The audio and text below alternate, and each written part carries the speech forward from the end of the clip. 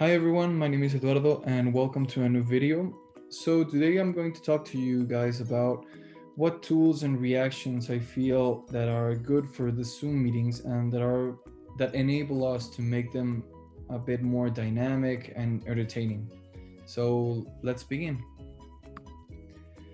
The first ones I'm going to talk to you about is these reactions, right? Is the clapping, the thumbs up, the heart, the laughing face, the surprising, the party popper. I mean, what I believe is that these reactions give us a chance for showing in a subtle way how we're feeling during a meeting or with some sort of news or anything, right?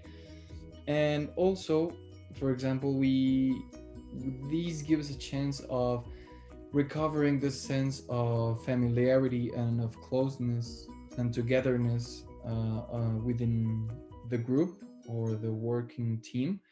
Because nowadays, with the meetings all being through Zoom because of the current pandemic context, I think it's pretty important to keep that sense of familiarity and of togetherness, right?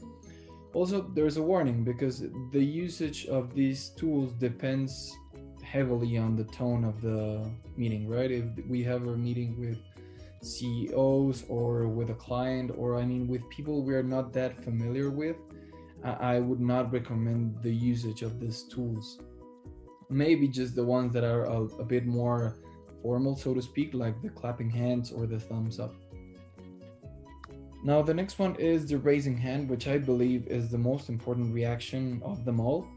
So I believe this reaction gives us, as participants in the meeting, gives us a voice. It lets us to be seen. It gives us the opportunity to speak up and to be seen, because in the end, everybody knows that you want to participate because the hand appears in your screen, right?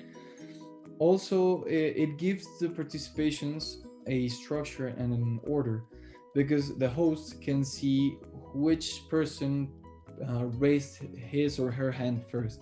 So that gives us a lot of structure and gives a voice to everybody and makes the meeting a lot more dynamic and people feel free to participate. And the third and final tool I believe is very important is the record button. This I believe is really important because it's always good to have a register of what's being said in a meeting, right? It also adds a bit of formality because when you know you're being recorded, you act in a lot more formal way and you get a lot more serious when you're being recorded.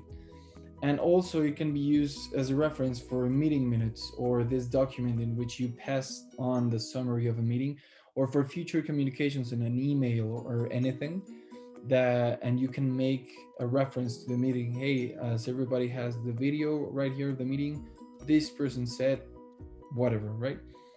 Now, there's a warning also in the record button because consent is really important for recording. So we cannot record a meeting without the consent of everybody. And I know Zoom has this sort of pop up when you're recording a meeting that you as a participant receive and you consent that the meeting, that you are giving your permission or your consent for being recorded in the meeting.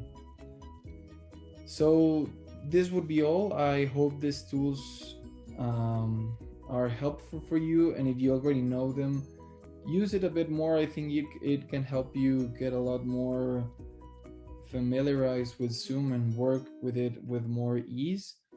And also because, at least for now, we don't have another way to do the meetings.